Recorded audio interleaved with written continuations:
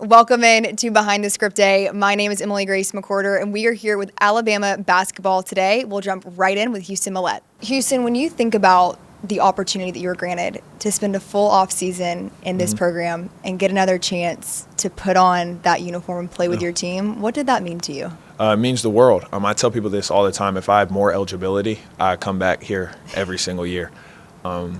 It's a blessing to play for this Script Day. I'm a really big soccer fan, Okay. like European football. So I'm a huge Manchester United fan, and like in soccer they have this thing called dying for the badge, and it's basically like that badge on your chest or that badge in the left hand side of your jersey. Like that means all the world, and like you'll do anything for that badge, and that's kind of how I translate to playing at Bama. Like that badge, that Script Day, like that means the world to me. So. Coach Oates, the staff, Clark, Amanda, Coach Hen, they got me right. They got me back to being able to play basketball again. And, like learning, like perspective's a big thing, right? Because nowadays, obviously, like with my generation, we want instant gratification. But, delayed gratification can really help you in life. And even though I didn't get what I thought I wanted last year, I got something even better. And I just learned how to grow, how to be better. Like oftentimes when guys transfer here, it's almost like you're a freshman again because we play such a different style of basketball and there's so much being thrown at you. And I was able to like sit on the sideline and like really learn and watch film about how we play. So if I could come back next year, I'll come back next year. I love that. And I've covered your team, but I've also covered other sports here at Alabama. The common thread is what you said. That Script Day means so much. Yeah. Why is that from your perspective? I think it's the tradition. Like Coach Saban said it, like the standard is Alabama. Like, and I think we see that across the board in our athletic department. Like a lot of times now, like you hear like the term NIL and guys are going to school for NIL. Well, when you come to Bama, you're not coming for like NIL. You're coming to be the best that you can be and you're trying to win championships. Like that's really what we're focused on is championship mentality every day. So I think it's the tradition. Like this town, the fans, the people, they want to win. They're used to winning. Like winning is the standard. So, who doesn't want to be a part of something like that? Exactly. And I feel like this is definitely going to have been a hype video somewhere. So we should like prepare for that. That was incredible. I have chills. Now, you're a California kid, but you kept up with Alabama football and Nick Saban. What were your earliest impressions of this place? It was crazy. All I know about Bama is they win. Like, it's like, all right, if Bama doesn't win a national championship, they win. And, growing up in California, Alabama's a long ways away, but I'm the only basketball player in my family. Okay. Aside from my sisters. But, like, all my uncles, my dad, they all played football. Really? So, growing up, I played football. Basketball was not my favorite sport growing up. I loved playing football. So, with football, like, you saw the standard, and the standard was Alabama. Like, my dad worked at Cal. He was a deputy AD at UC Berkeley. So, I got to grow up around there a lot. And, like, obviously, I went to a lot of their football games. And now being here, like, I see, like, how big of a difference it is because they had Jared Goff then too, and it was lit. But here is like another level, and like you see it kind of transfer, like that Saban personality, that Saban type. Like I see a lot of it in Oates. Like you see that kind of edge, that drive, that will to win, and then you see it across all our other programs as well. When you made that transfer from Pepperdine to like Tuscaloosa to Alabama, what was that like for you? Was there a big adjustment period, or did you feel like you just kind of jumped right into things? So let's go back to Pepperdine. Okay. So Pepperdine, the WCC tournament is about a week before all the other season, like the SEC tournament, Big Ten, all that. So it's like a week before. So my coach ended up getting let go that early. Okay. So he got let go right as we're going into the WCC tournament.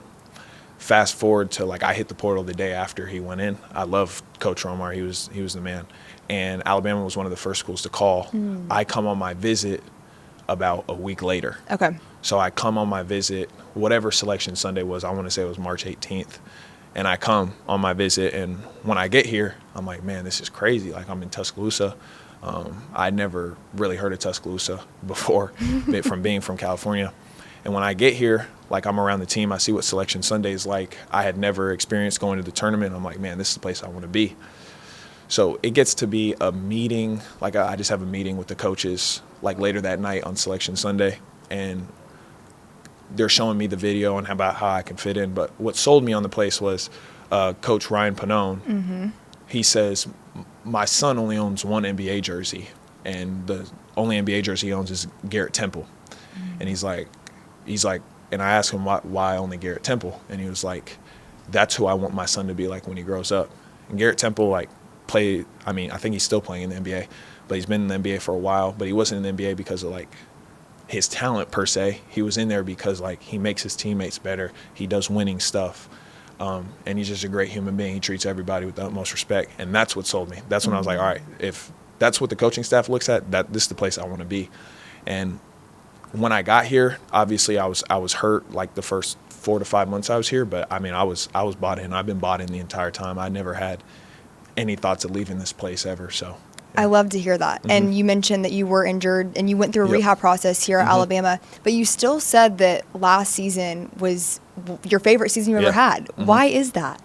I've never learned so much. Like I said earlier, like when you get here, you almost feel like you're a freshman again because there's not a lot of schools like Arkansas State. Yeah. Like you see the tree of Alabama, and there's a couple other schools that play like us, but there's nothing really like this place. And like even let's say like basketball doesn't exist. Like us as student athletes, we don't live a real life. Like if I'm being honest with you, like people like serve us all the time, and so I'm like, how can I serve you guys back? That's kind of my mentality. Like, I mean, the treatment I've got, the meetings with Dr. Kane, like the best doctors around the country, like has been like a blessing. It's like, why would you want to leave that place? And it was my favorite season because I got to learn, like I got to grow. Like when you talk about faith, like I had my plan for what I thought last year was going to look like. I had my plan for what it was going to be. And that's not how it went at all. But you know, there's a verse that says, like, on the mount of the Lord, it shall be provided. And, like, with that being said, there was so much provided last year. Like, I learned so much, and I'm so grateful for that. Last year was, like, one of my favorite years of my life. And I wasn't even playing the sport I love in the game. But I just learned. I grew so much. You remind me a lot of Jeremy Bernard from football. You guys have a lot of similarities as I'm sitting down with you. What is it like to have a community of athletes where you guys use this platform for your faith? Yep. Yeah, no, I mean, faith is the most important thing. Like, Charlie kind of touched on it earlier, listening to him, but we have team Bible study, and I think, I'm on day 20 now of I'm reading the Bible in a year. Okay, chronologically? Chronologically. Yeah, okay. So I'm in Genesis. Nice. I think it was Genesis 23. This is the verse I just provided. So I read it last night, and I'm like, man, this sticks with me. But I'm reading through it, and I'm making sure I'm active in that because, like, as an athlete, everything is performance-based. Like, it's all, like, our livelihood is based off performance. You perform well, you do well. You'll see the dividends. Yeah, you'll see the dividends. Correct. So kind of on the contrary to that, faith has nothing to do with performance. There's nothing you can do. There's no good work, no how great of a person you are that could make God see you as perfect as Jesus. So when you look at Jesus, like, man, that he died for us, like, and it's been resonating with me more and more the older I get because I'm like, he died for us. Like, that's pretty crazy. Like, he paid the price that he didn't have to pay. He was the only person that didn't have to pay the price. So with that, it's carrying out his message. And like basketball is going to end one day, and I love this sport, but it's more important about how the people I impact. Like that's really all that matters. I mean, it's crazy how for you, he's giving you these qualities, and your mission gets to be the basketball court. Yep. Do you ever sit back and kind of think about that how cool is it that I get to use my God-given ability to ultimately, like you said, basketball ends one day, but I get to use this as my platform to bring others to him? Yeah, no, I mean, it's a blessing. Like, it's really wild. I'm watching The Chosen right now, and so basically, to give the audience, like The Chosen's like a series about Christ coming to earth, and he's talking, and just like reading the Gospels and then kind of seeing it on display is wild. Like, I'm so blessed because, like, I don't have to pay that price of death that Jesus did. I get to do what God has called me to do, and it's a blessing. Yeah. Coach Oates said that you're one of the most high character guys on this team in an interview recently. And I'm sure I know the answer to this, but where do those qualities come from? Oh, yeah. It stems from my faith. Yep. And then it also, my parents. Like, so my dad works in college athletics. And, like, when I was younger, I never understood it. But my dad could, like, hold a conversation. And he still can. Like, my dad's the most extroverted person I've ever been around. Like, he can create a conversation with anybody. Hey, listen, you're doing pretty good, too, right now. I'm going to be honest. Appreciate it. So just seeing him in kind of that environment,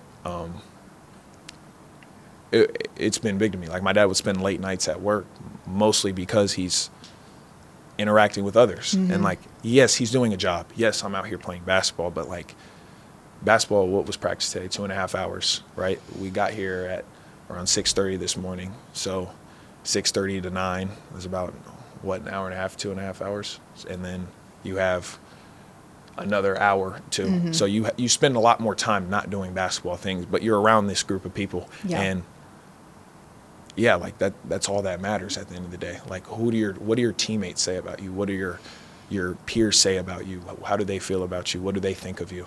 That's the highest compliment you can ever have. Looking ahead to this season, what makes you excited about this group of guys that you have?